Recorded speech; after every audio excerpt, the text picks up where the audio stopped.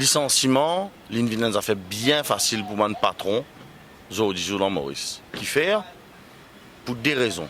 Une raison légale et l'autre raison sociétale. Première raison légale, c'est que le droit du travail permet à un patron de terminer un contrat selon un terme précis. Ça veut dire, bon, trois mazères qui vous gagnez, c'est misconduct, absence of productivity et economical grounds. Après, oui, il y a les autres raisons qui sont capables d'exister, mais nous vous dire ça trois raisons là, c'est trois raisons majeures pour lesquelles termination of contract arrive. Et dans le cadre de ces raisons là, quelle est l'obligation de l'employeur? L'employeur, il appelle employé là pour employé là vienne justifier lui. C'est tout. Puis il y a une question de charge de la preuve là. Normalement en droit civil ou bien en droit criminel, ou il y a ce qu'on appelle en droit civil ou bien ou charge de la preuve, il y a on the balance of probabilities. En question en droit criminel, il y a beyond any reasonable doubts. En question, en l'étant de cause droit du travail, c'est pas pénal à point là. Dans le cadre d'un hearing d'un employé, dans le cadre du droit du travail, non, pénal à condition là. Dans la loi travail, il y a ça qui manquait.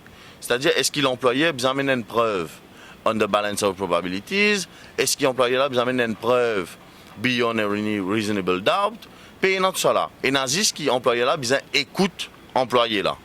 Quand il finit, écoute-lui, quand il dit merci beaucoup monsieur, allez, au revoir, nous joignons plus loin CCM, si pas IOT, si pas qui m'a une institution judiciaire. Quand l'employé là, il finit perdre son travail, parfois en non rien du tout, et là, il a besoin de payer un avocat, il a besoin de trouver un moyen financier pour défendre lui.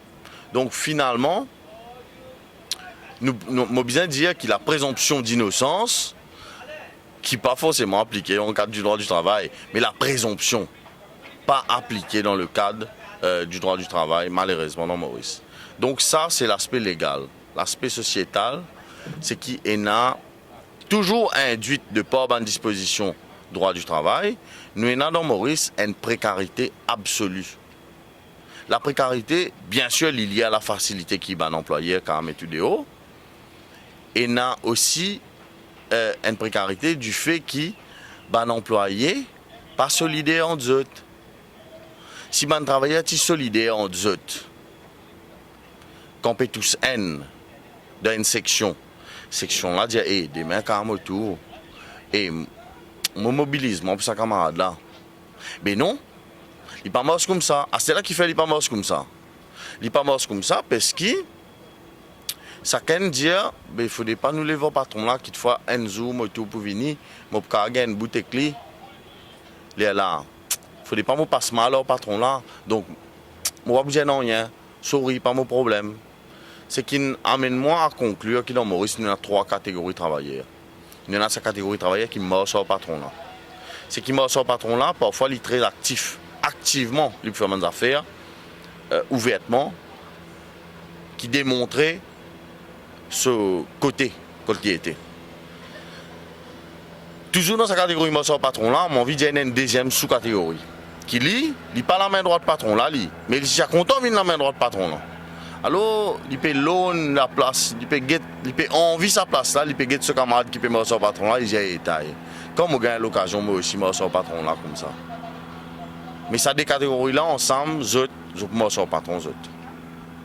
C'est des gens qui ne pas croire finalement dans la méritocratie, ça. Hein. C'est des gens qui croient dans le noubanisme. C'est sa catégorie de gens là. On a une deuxième catégorie de gens qui lit, il pas rien à rien. Lit, il a son travail, establish contract, il connaît comment dire, pas qu'à mettre idéaux, il pas pour sa tête, il pas pour solidaire aux personnes, il a dit ce qu'à sa fin du mois. Sa qualité de gens là, manque 100 roupies. Si vous manquez 100 roupies, si bien sort gouvernement, il sort gouvernement, si bien sort l'opposition, il sort l'opposition, si bien sort syndicat, il sort syndicat, si bien sort patron, il sort patron, peu importe qui s'en a, il peut morcer, si 60 roupies, peu important qui tout. Ça, c'est la deuxième catégorie de travailleurs, ça. C'est un travailleur qui est nombriliste, qui est 10 autres. Sa catégorie de travailleurs là,